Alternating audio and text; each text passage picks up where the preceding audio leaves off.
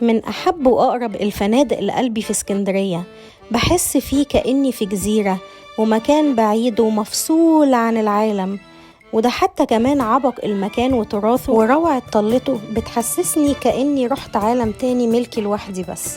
ومش بس كده، ده أنا بلاقي حواليا شاطئ خاص وبانوراميك بول فيو وقصور الملك فاروق حواليا من كل اتجاه، وكمان حدائق المنتزه. هي ترى هحتاج ايه تاني أكتر من كده؟ يلا بقى بينا ناخد الجولة مع بعض في فندق هيلنان رويال فلسطين، وأفرجكم على جمال وروعة المكان وناخد الجولة مع بعض. بس قبل ما نبدأ ما تنسوش تعملوا لايك وتشتركوا في القناة وتفعلوا الجرس عشان يوصلكم كل جديد، ويلا بينا ناخد الجولة. طبعا جميع أنواع الخدمات اللي تتخيلوها واللي ما تتخيلوهاش موجودة في الأوتيل. تمام، من أول ما بندخل أصلا بقى بنلاقي الليموزين بالباصات بالكلام ده كله، كل حاجة موجودة، حتى الإضاءات، حتى الديكوريشن، كل حاجة، الريسبشن، كل حاجة في الأوتيل ده فعلا شياكة جدا جدا. الأوتيل أصلا تلاقوه بيبرق من النظافة ومن الجمال ومن الشياكة ومن الديكورات وكل حاجة، وتحسوا كده بالمكان بالفخامة والأصالة وكل الكلام الحلو ده كله. ومعروف أصلا إن من أغلب الجست اللي بينزلوا في الأوتيل ده معظمهم من الخلايجة ومن الأجانب، وكمان بيبقى جست نضيف قوي من المصريين كمان. يعني بيبقى يعني مكان كويس جدا جدا تبقى قاعد فيه، ما تبقاش مثلا شايل هم ان انت قلقان مثلا، يعني من الاخر برايفت قوي يعني. تمام، زي ما انتم شايفين ده كده جمال الريسبشن بالشكل اللي انتم شايفينه ده، وفيه برضو بيانو، بيجي بقى بيانست كده في ايام محددة بيعزف يعني مقطوعات جميلة جدا جدا. في اللوبي برضو بتلاقوا كذا مطعم، من ضمنهم مثلا مطعم ايطاليان بيقدم اكل ايطالي، معجنات بقى باستا وبيتزا وحاجات زي كده، وكل حاجة برضو ايطالي بتتقدم فيه. بصراحة برضو الاكل بتاعه جميل جدا جدا، وبيبقى الشيف بيعمل قدامكم الاكل مخصوص، وحاجة روعة ونظيفة قوي. تمام، نيجي مثلا نطلع من اللوبي بتاع الاوتيل، بتلاقوا بقى يعني المنظر كله بتاع المطعم الايطالي. اما اللي على اليمين ده مطعم بيقدم اكل صيني وسوشي، اللي انا بعمل زوم ان عليه ده دلوقتي، هفرجه لكم دلوقتي برضو. بس خلينا نتفرج على زون كده. تمام، لما بنطلع بقى من اللوبي والمطعم الايطالي بنلاقي بقى اللي هو الجنينه دي، الجاردن فيو.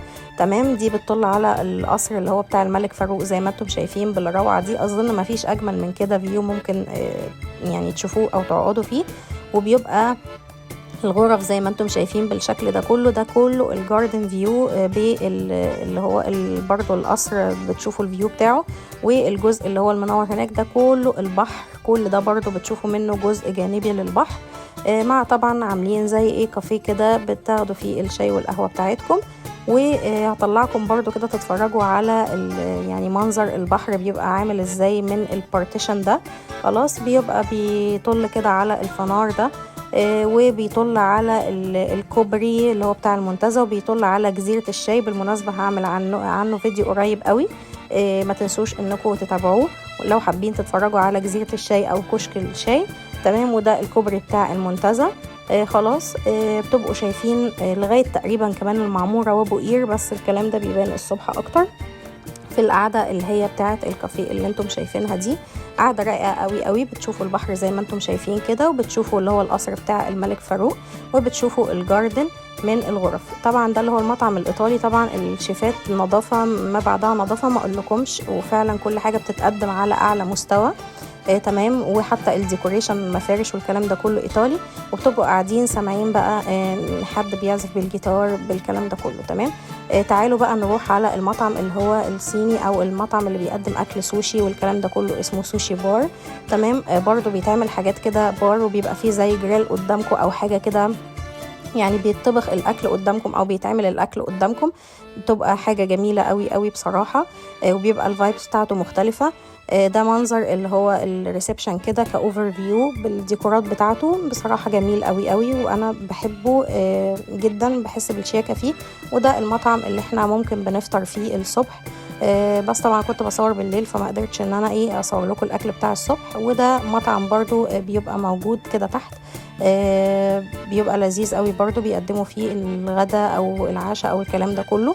بنطلع بقى كده من اللوبي على الجزء التاني بقى اللي هو يعني الكومبليت سي فيو مع البانوراميك بول فيو زي ما انتم شايفين كده، وبرده بيطل على القصور كلها وحدائق المنتزه كلها زي ما انتم شايفين. ده كده شكل البول وبينوروه بالليل وبيبقى ستايلش قوي. ده الشاطئ الخاص الموجود واللي انا بشاور لكم عليه ده اللي هو المنور ده بقى اللي هو زانيلز، برضو كنت عملت لكم عنه ريفيو قبل كده، لو عايزين اسيب لكم اللينك بتاعه هسيبه لكم في صندوق الوصف.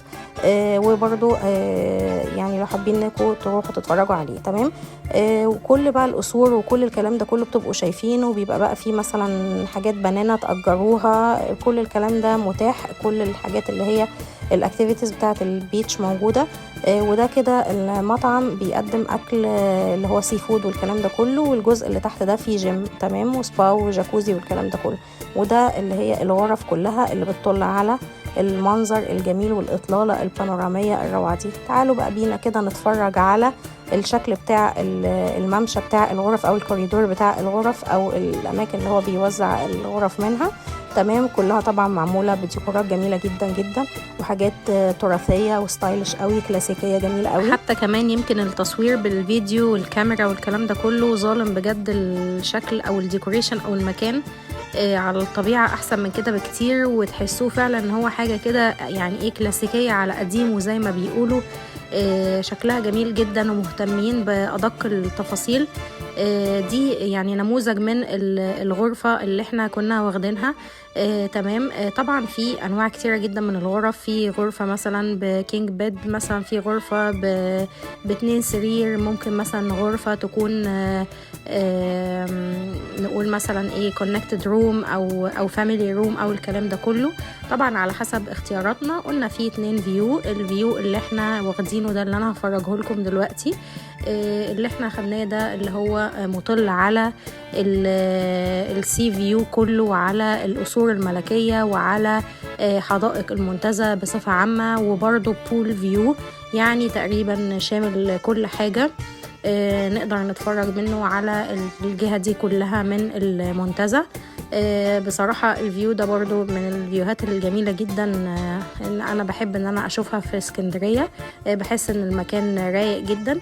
وهفرجكم برضو تحت كده على الكافيه والريستورانت والاماكن اللي هي البيتش اللي ممكن نقعد عليها زي ما انتم شايفين كده. المنطقة اللي هي فيها النخل والرمل والشجر والكلام ده كله هي دي المنطقة تكملة للأوتيل. وزي ما اتفقنا اللي هو الممشى اللي في نص المية ده اللي هو الريستورانت بتاع السي فود تمام. في طبعا الفيو التاني اللي احنا اتفقنا عليه ده اللي هو بيبقى جاردن فيو، بيطل على جزء جانبي من البحر وبيطل على برضو القصر الملكي فرجته لكم من شوية.